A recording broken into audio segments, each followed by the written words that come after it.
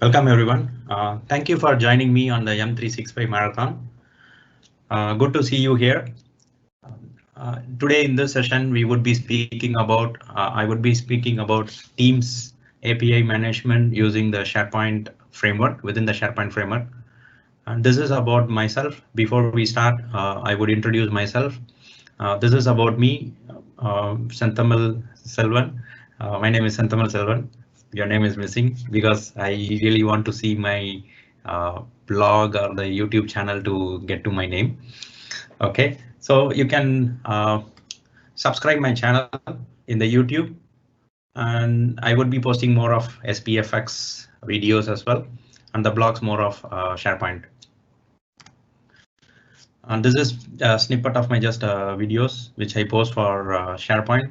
Most of them are using the SPFx and jQuery, and mostly I would work on the animation plus how do you port the existing code, jQuery code into SPFx.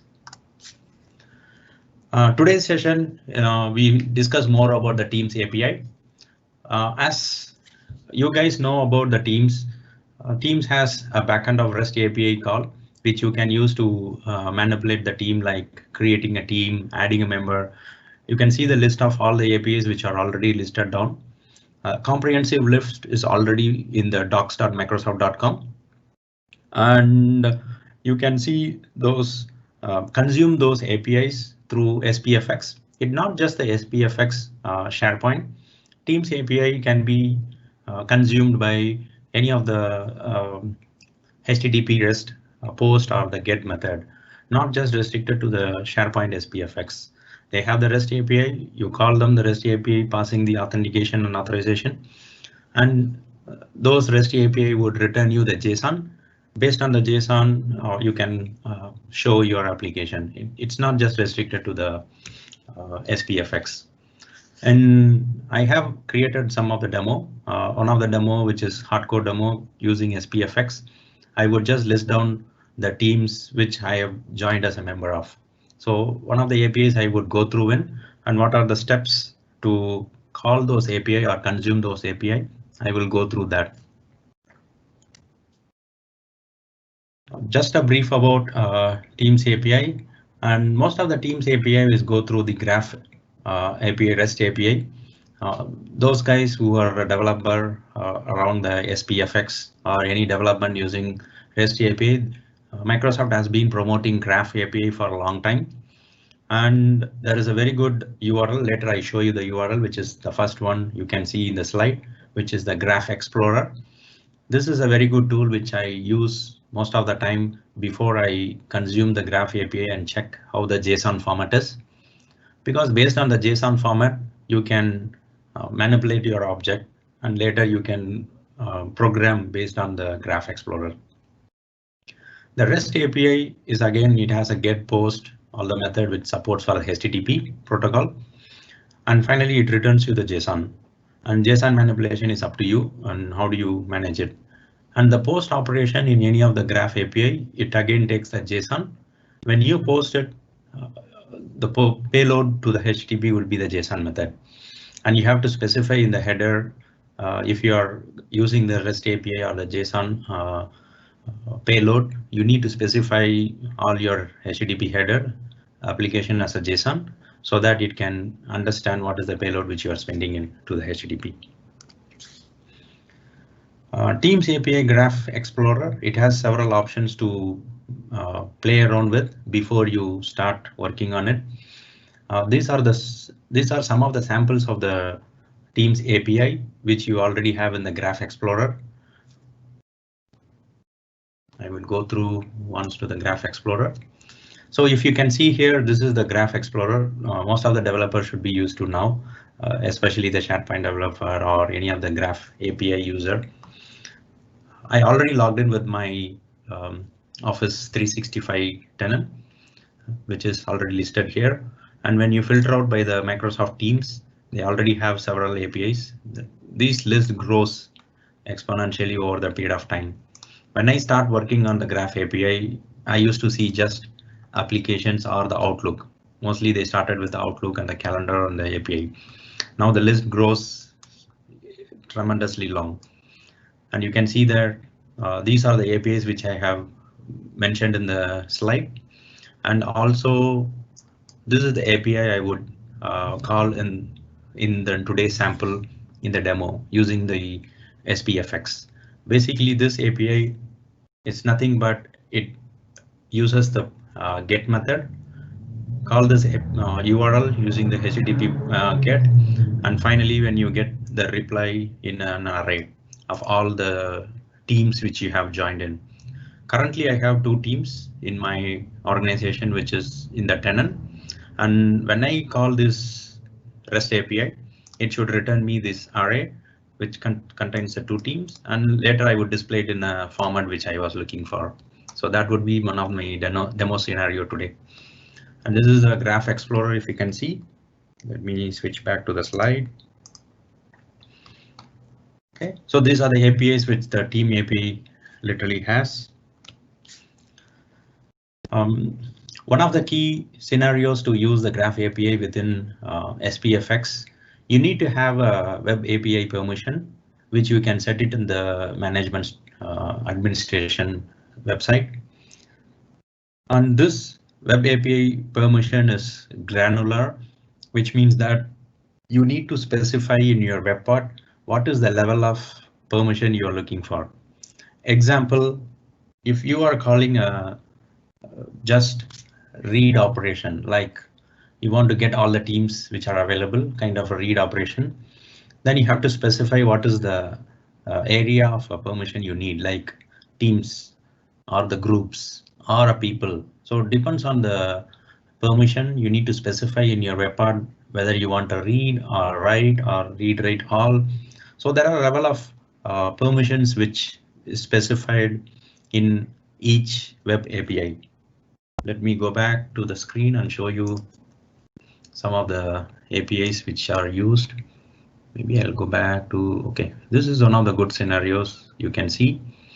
For example, if you want to create a channel within a team using the API, it has already clearly mentioned what is the permission type you need and what is the permission or the privilege you need to add into your code.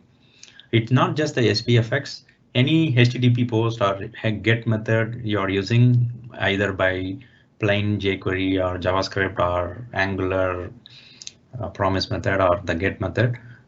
Whatever the HTTP request you do, you have to specify what is your application should be granted permission on this. The application, which means that in this scenario, it is the SPFx app which you deploy to the SharePoint. So eventually you will bundle the SharePoint app and deploy into the SharePoint. So those applications should have the permission to read write the group so that you have you can create a channel within the teams or in your organization. Similarly, to list a channel, the permission might be different. So read, you can just have the read and the read write. So there are various level of permission, and the permission level which is mentioned in the, which is very much documented in the docs.microsoft.com. If you see here, this is the URL, and you should go through this and apply into your web part. Later I would show exactly which file or the asset you should specify this. Then when you deploy, it should take care of it. Okay, so that is about enabling the permission in the web part. And once you enable the permission, later you need to package it, deploy it. When you deploy, this permission has been propagated and it will be reflected into your administration SharePoint. So what you should do is that once you deploy your application or the SPFx app which you deployed, you need to go into the central, we call it a central admin, but now it is Office 365 SharePoint admin center. You need to specify there whether you approve or reject your request. This is mandatory that whenever an app is requesting an API request, it's up to the organization level whether they approve or they reject. So in this case, if you really want to request any of the details from the teams, you need to approve the request from the web part. And it is organizational level or the tenant level. And again, the third point, which is similar to the second one, you need to approve to the SharePoint API management. So this is a sample JSON file. You can see whenever you call the API from the teams, and this API, this we will parse it later and show it in your application. This sample JSON, you can always get it from the Graph Explorer. If you can see here, this is the Graph Explorer. For each team, there is a set of details which are retrieved. So for example, whenever I say get me all the teams which I'm a member of, it returns an array. This is the JSON array, you can see. And inside this array, you would return a single JSON of the particular team. Each team has a GUID and it has a name and a description. Description varies based on your teams which you create. In my case, I have two teams, which Office Dev and Office 365 development, and you can see that in action here. Yes. So this is my organization teams, which is logged in, and it has just two teams. Description, let me see whether I can show the description, but anyway, this is a simple teams which you can see I created for the sample. So those are the sample which are returned in your JSON, and this JSON based on your SPFx file, it is returned as an object. There are several ways you can parse this JSON.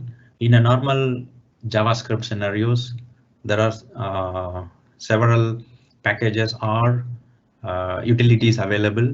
It can directly convert your JSON format into an object.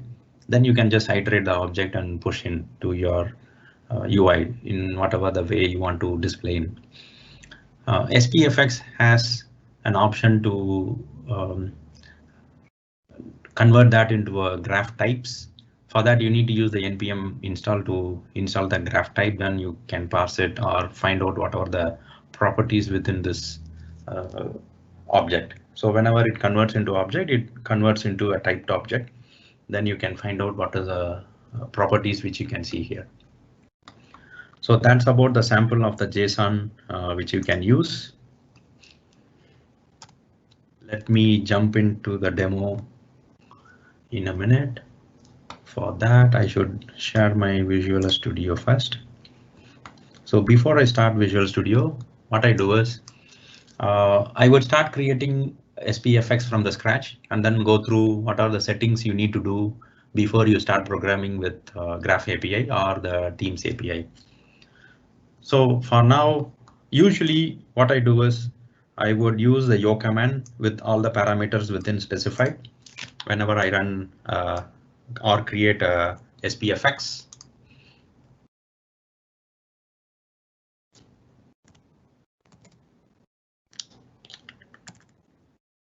Started. Give me a minute. Let me open it again. There is a special character at the end of the copy paste.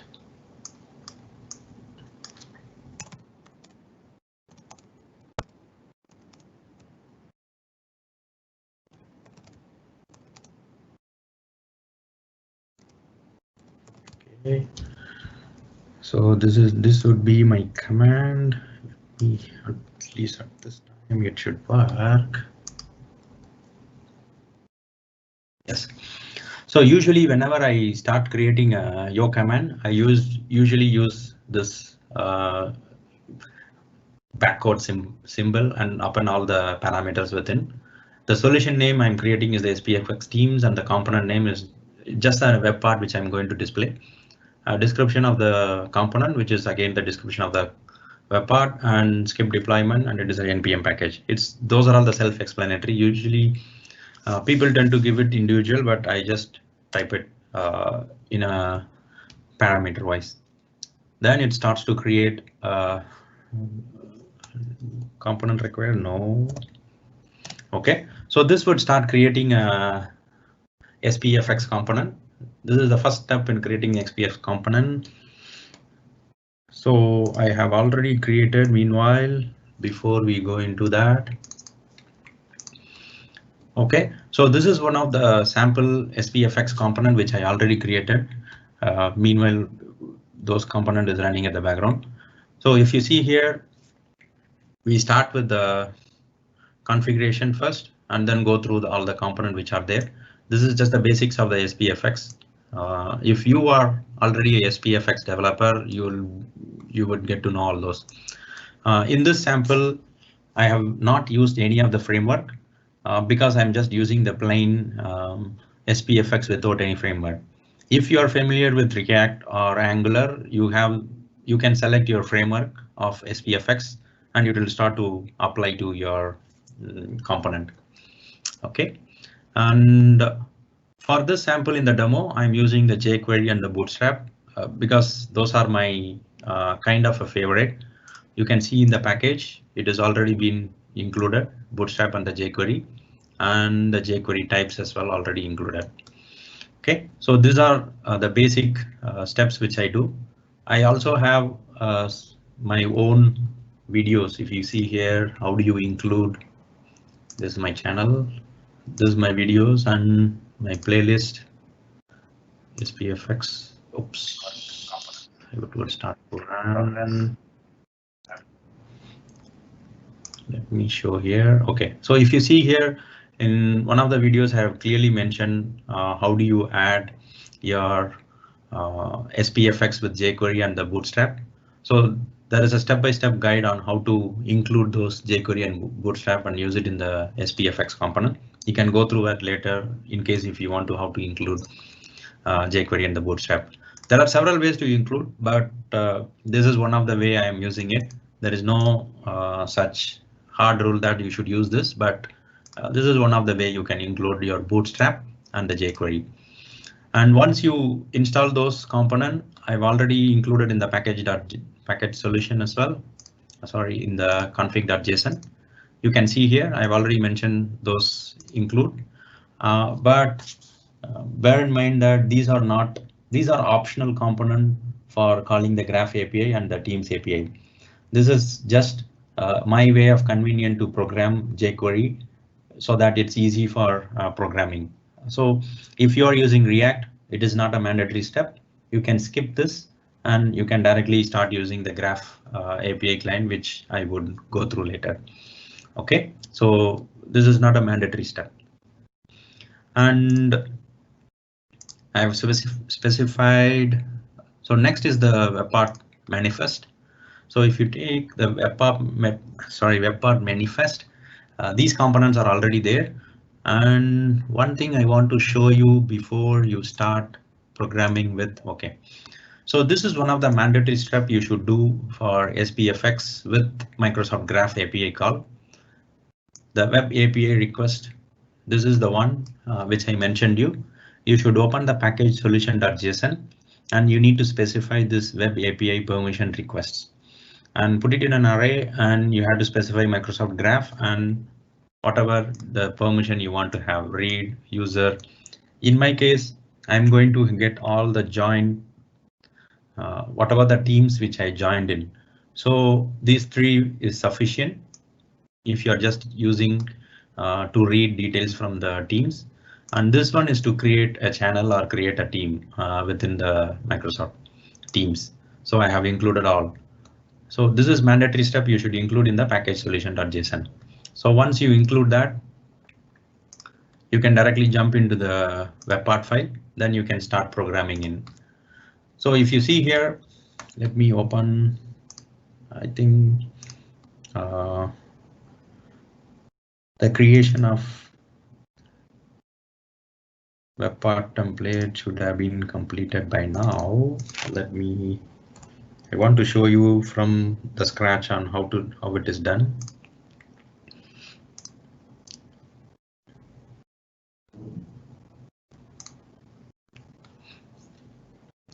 Okay, congratulations, it has created.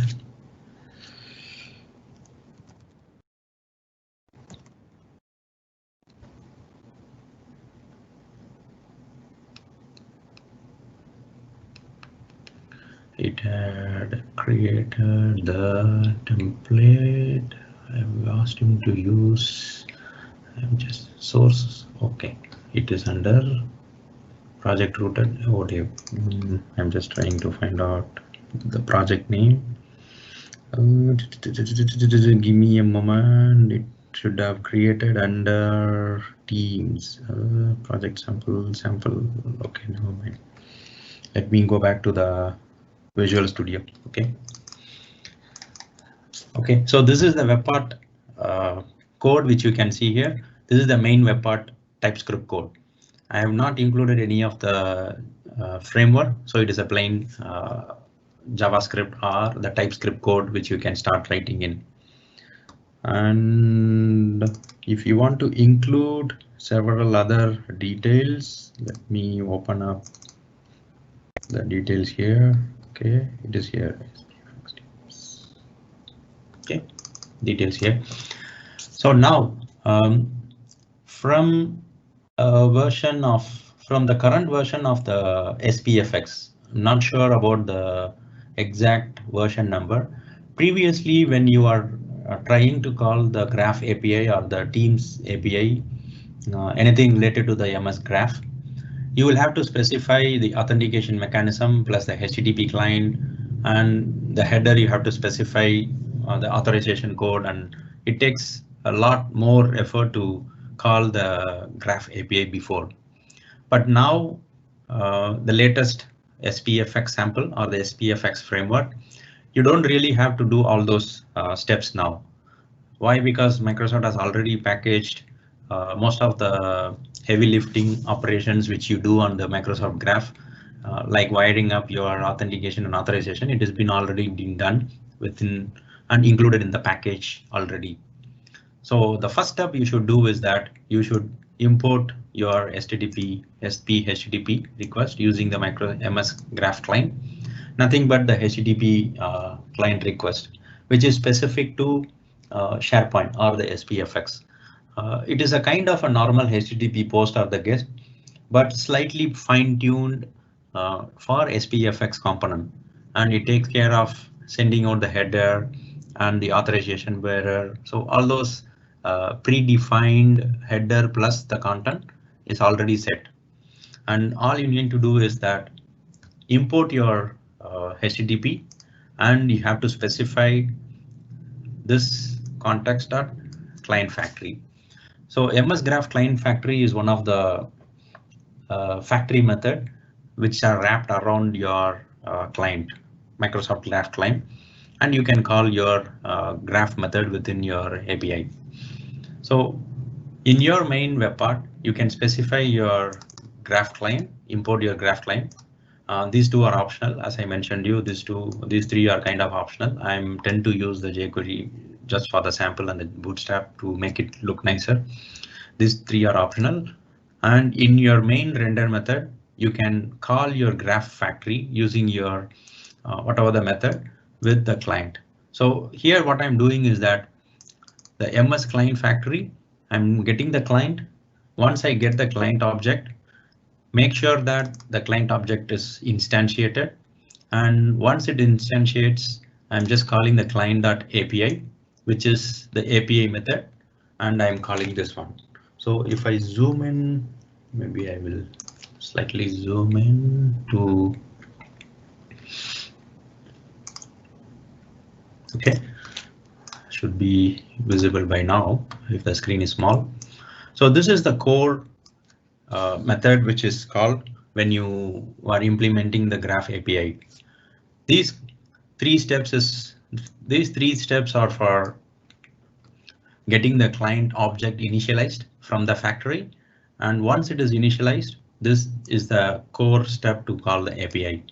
And what it does is, as you can see here, if you go back to Graph Explorer, join teams. So this is the last part of the API which we are just calling in. We are going to just do the get method. You can specify, you can see the option here. There is a get, this is a get operation, and this is the URL to be passed, and you get the JSON here. And that's the one we are trying to do again here. I'm just passing only the last part of the URL. That is the more important thing to pass on. Then once you do that, you get into the values here. And I'm just adding kind of a console log in case if the object returns. And finally, when the object returns, you have an array of JSON object, and these JSON object are saved in this user object. This you can name it anyway. It is a kind of a TypeScript variable. I'm declaring a variable of any. Say for example, in some instances, you might have included the graph types. At that scenario, you can directly use the type which your TypeScript provides an option to do the types. If you specify the type, then these values you can get it at a property value.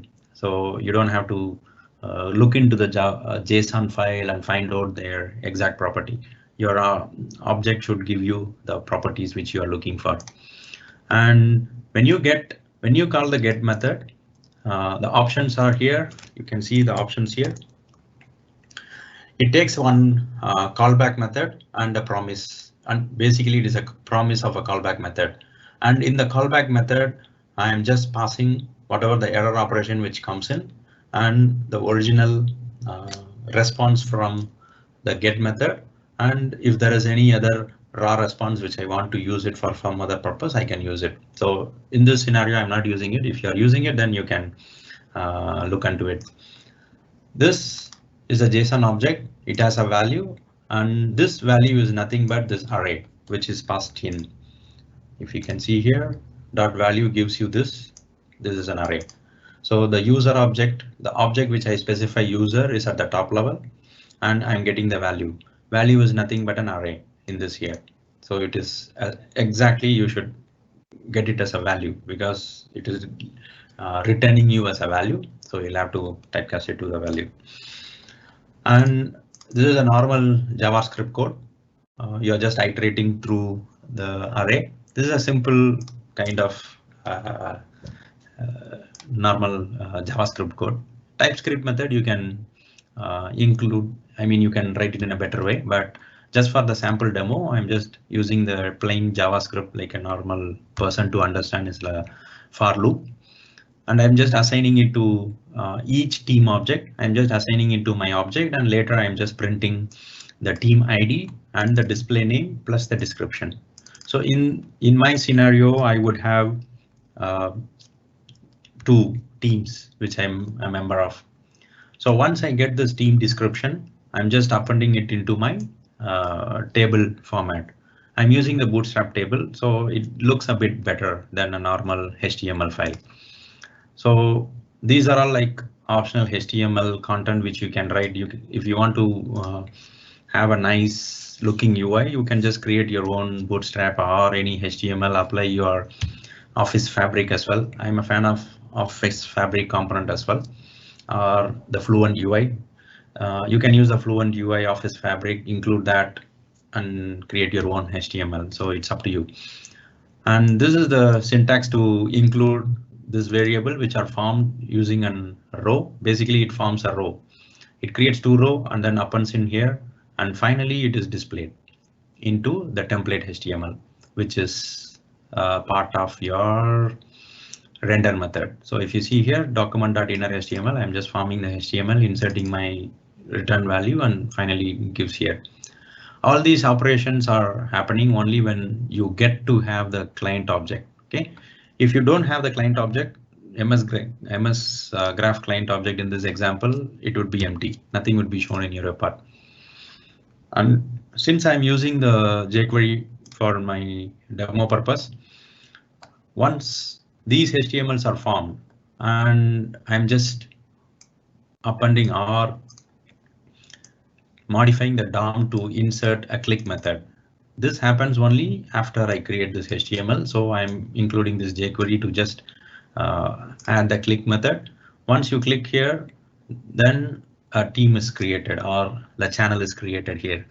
So basically this web part, when you add this web part and starts to execute, when the web part loads in, it should show whatever the teams you are joined in. And it shows one as a text box here. You can see here one input text box, and there is one button.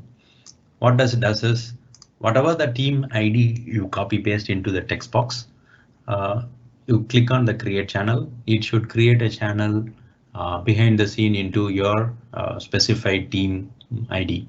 So to create a channel, the Graph API requires a team GUID. Let me create a channel. So if you see here, create channel is a post method.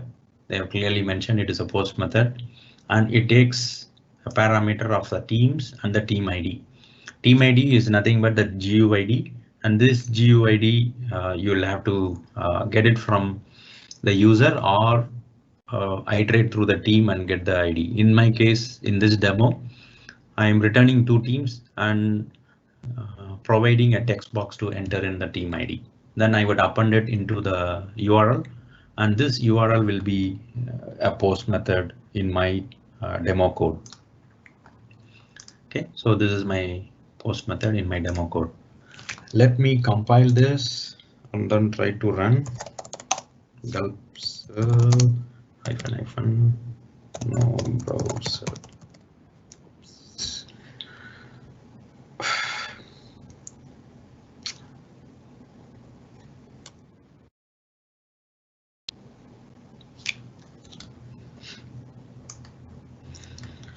It would start to open up the browser. I think so. Yes. Yeah. Okay. In my case, I have not given permission set. So let me.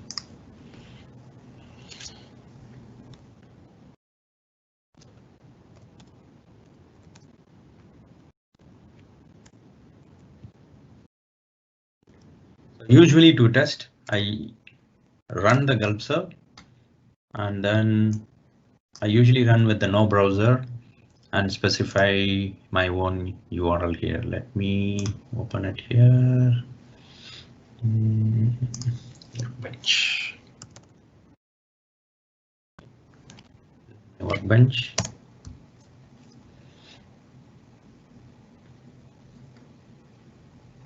Okay. I have to make sure the build is complete. Yes, reload. I can reload now, but I will reload it. And I should see SPFx teams or okay, teams WP. Oops. I have been playing around with many of the teams API, so I would have so many of the played around SPFx part. So I should be careful in graph. Okay, use the graph. So what happens is you can see here now. Yeah, hopefully it works. Okay, so if you see here, these are the two teams which I have, the dev teams and the Office 365 teams, which are displayed as a table here. I'm using the Bootstrap just for the UI purpose. First is the ID, the team ID which I have, and the name of the teams and the description of the team. So these are the detail which it comes exactly from your Graph API. So I'm just using these fields, first three fields from these JSON, and it is displayed here as a table format. And hopefully when I copy this and put it here, and if I start to create, okay, so there is an alert message which I have mentioned in my code so that the jQuery picks up the ID. Basically what I do is when I click on the button, I'm getting the ID of the button. So for that ID, I'm adding a click event using the jQuery. This is a simple jQuery method which I'm using in. Then this alert is prompted now. And you can see here, this is the payload which I'm trying to pass, which is JSON with a display name and the description, which is the one which is required for creating.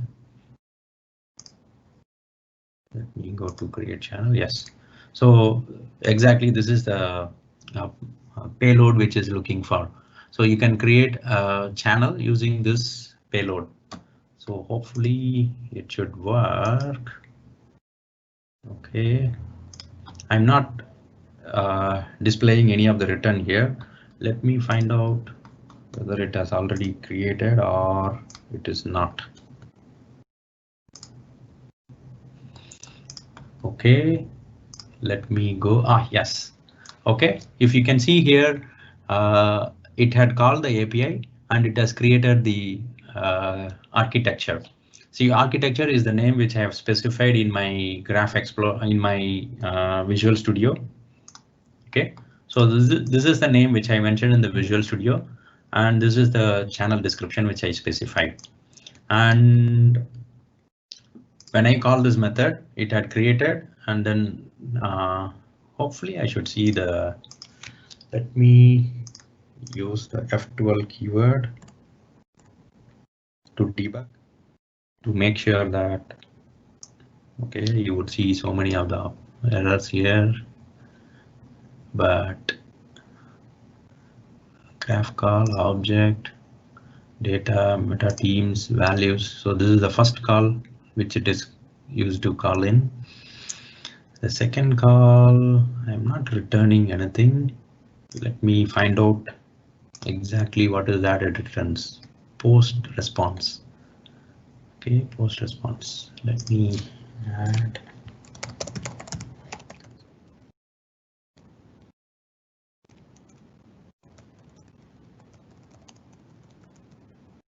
I'm just adding a log. So subsequently, when I call, it should trigger my code. Null. I think the post response is null, but it has executed. That's why. Okay, yeah. So the post response actually it has written null, but it had successfully executed this operation. So the post response is null. So that's why you cannot see the details here, but it has successfully executed. Okay, and also let me try creating one more architecture around here and see what it happens. At this scenario, let me refresh. Okay, add here and then start creating it. Okay, at this time now I would display whether it had. Okay, successfully created. So this is the message which we added now, console.log. It had successfully created. Hopefully I should see one more here.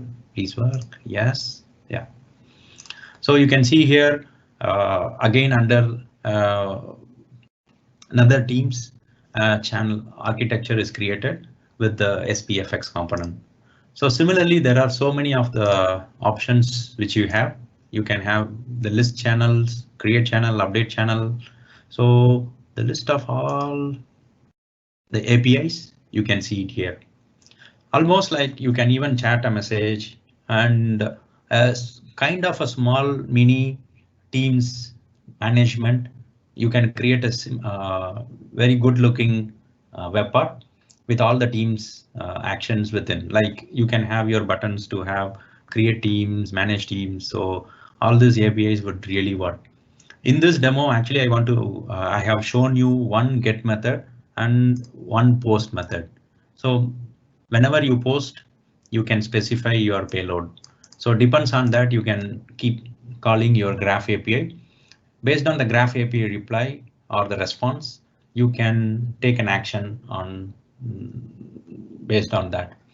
So that's how the Teams API works primarily within your SPFx, and you can play around with the other APIs pretty much in all other component. Hopefully you liked it. So let me finish with showing some of the samples which I have in my SharePoint. OK, so one last thing which I need to specify, I forget to mention in the process of creating a Graph API client. If you see here, I mentioned in the PowerPoint before, you'll have to go to the SharePoint Admin Center, and under the Admin Center, you should go to the API Access, Advanced API Access. You can see here Advanced API Access. So first time when you deploy your SPFx component, So you need to deploy your SPFx component. It cannot be just by the gulp serve. I tried just by the gulp serve, it keep rejecting the request.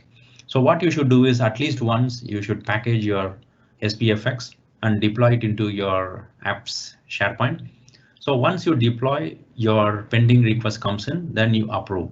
So I went through this process once so that all these calls has been accepted. Then the subsequent call to your web part will go through. So make sure that this is done and you should not see any issue with that. The similar one, I have posted a video already in the YouTube, the same steps which I have explained you. You can go through it whenever you have a time, or you can even go through this live even later on demand, see this option. I have also have several other components, basically making use of the jQuery and JavaScript. So you can make use of those components as well. I would show some, just want to show you some snippet of those components before I finish.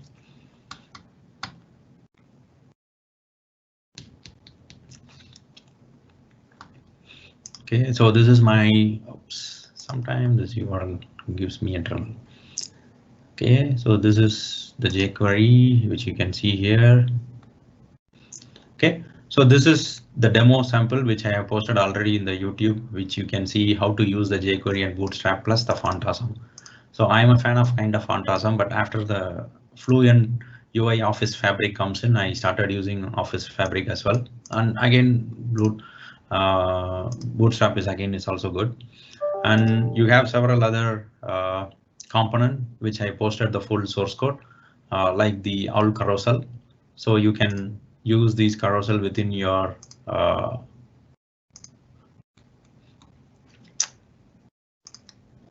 jQuery component. And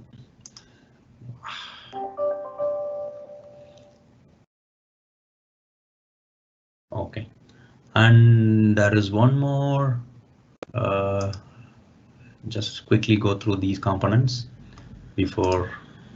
Okay, so these are the animations which you can see here.